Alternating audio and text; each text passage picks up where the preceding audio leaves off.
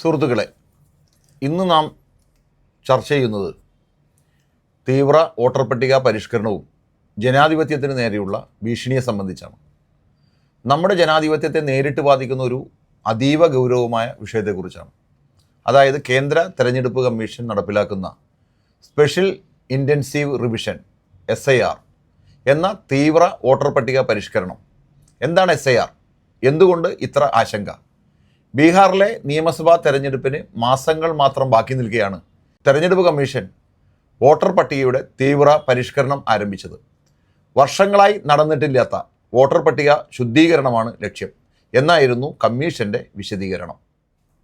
എന്നാൽ കുറഞ്ഞ സമയത്തിനുള്ളിൽ തെരഞ്ഞെടുപ്പിന് തൊട്ടു മുമ്പ് ഇത്ര വലിയൊരു പരിഷ്കരണം നടത്തുന്നത് സംശയങ്ങൾ ഉയർത്തി.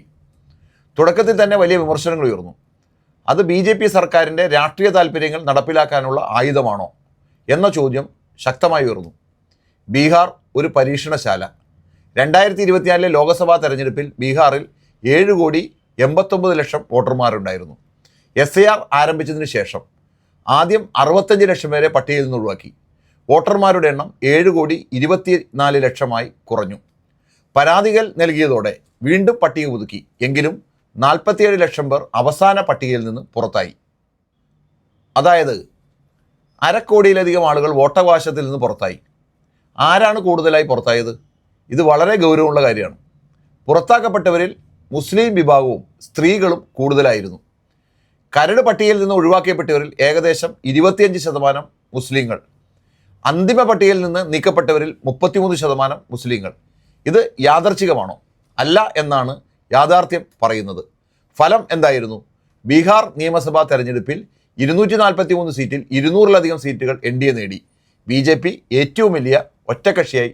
ഇത് ഗ്രൗണ്ട് റിയാലിറ്റികളുമായി പൊരുത്തപ്പെടാത്ത ഫലമാണെന്ന് പല രാഷ്ട്രീയ നേതാക്കളും പറഞ്ഞു. വോട്ടർമാരുടെ എണ്ണത്തിൽ ദുരൂഹത. CPIML ലിബറേഷൻ നേതാവ് ദീപാങ്കർ ഭട്ടാചാര്യ ചോദിച്ച ചോദ്യം ശ്രദ്ധേയമാണ്. SIRന് ശേഷം 7.42 കോടി വോട്ടർമാർ. തെരഞ്ഞെടുപ്പിന് ശേഷം കമ്മീഷൻ പറഞ്ഞത് 7.45 കോടി വോട്ടർമാർ. 3 ലക്ഷം വോട്ടർമാർ എവിടെ നിന്ന് വരുന്നു? ഇതിന് ഇന്ന് വരെ വ്യക്തമായ മറുപടിയില്ല. ഇത് ബീഹാറിൽ മാത്രം ഒതുങ്ങുന്നില്ല.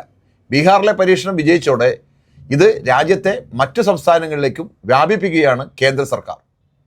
അതിൻ്റെ ഭാഗമായിട്ടാണ് കേരളത്തിലും ഇപ്പോൾ SIR നടപ്പിലാക്കുന്നത്. കേരളത്തിലെ സാഹചര്യം വലിയ ആശങ്കയുണ്ട്. കേരളത്തിൽ 2.54 കോടി വോട്ടർമാരുണ്ട്. ആദ്യം 19 ലക്ഷം പേർക്ക് രേഖകൾ ആവശ്യപ്പെട്ടു.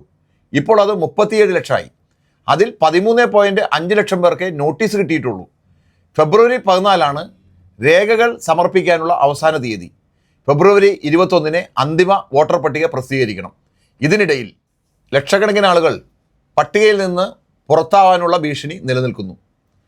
മുഖ്യമന്ത്രി വ്യക്തമായി പറഞ്ഞു, ബീഹാറിലെ SIR സുപ്രീം കോടതിയുടെ പരിഗണനയിലിരിക്കെ ഇത് മറ്റ് സംസ്ഥാനങ്ങളിലേക്ക് വ്യാപിപ്പിക്കുന്നത് നിഷ്കളങ്കമായി കാണാൻ കഴിയില്ല. കേരള നിയമസഭ ഭരണപക്ഷവും പ്രതിപക്ഷവും ഒരുമിച്ച് പ്രമേയം പാസാക്കി. എന്നിട്ടും സംസ്ഥാനം ഈ പ്രക്രിയയിൽ നിന്ന് ഒഴിവാക്കപ്പെട്ടിട്ടില്ല. ജനാധിപത്യത്തിന് നേരെയുള്ള ഒരു അപകടമാണിത്. കേരളത്തിൽ ചെറിയ ഭൂരിപക്ഷത്തിൽ ജയിക്കുന്ന മണ്ഡലങ്ങൾ നിരവധിയുണ്ട്. അത്തരം മണ്ഡലങ്ങളിൽ വോട്ടർ പട്ടികയിൽ ശസ്ത്രക്രിയാ രീതിയിലുള്ള ഇടപെടൽ നടന്നാൽ തെരഞ്ഞെടുപ്പ് ഫലങ്ങൾ തന്നെ മാറും. ഇത് ജനാധിപത്യത്തിൻ്റെ ആത്മാവിനെ തകർക്കുന്ന പ്രവണതയാണ്. ഭരണഘടനാപരമായ അതിക്രമം. 75 വർഷത്തെ ഇന്ത്യൻ ജനാധിപത്യ ചരിത്രത്തിൽ ആദ്യമായാണ് തെരഞ്ഞെടുപ്പ് കമ്മീഷൻ പൗരത്വ നിർണയം പോലുള്ള വിഷയങ്ങളിലേക്ക് ഇടപെടുന്നത്. പൗരനെന്ന് തെളിയിച്ചില്ലെങ്കിൽ വോട്ട് ചെയ്യാനാകില്ല എന്ന അപകടകരമായ ഒരു സമീപനം ഇവിടെ രൂപപ്പെടുകയാണ്. ജനാധിപത്യത്തെ സംരക്ഷിക്കേണ്ട സ്ഥാപനങ്ങളാണ് ഇന്ന് അതിനെ ദുർബലപ്പെടുത്തുന്ന നടപടികൾ സ്വീകരിക്കുന്നത്. വോട്ടവകാശം ദാനമല്ല. ആ അവകാശം കവർന്നെടുക്കാനുള്ള ഏത് ശ്രമത്തെയും നമ്മൾ ഒരുമിച്ച് എതിർക്കണം. കേരളം ജാഗ്രത പാലിക്കണം. ജനാധിപത്യത്തിനായി ശബ്ദമുയർത്തണം. വോട്ടവകാശം സംരക്ഷിക്കണം. അതാണ് ഇന്നത്തെ ഏറ്റവും വലിയ ജനാധിപത്യ ബാധ്യത.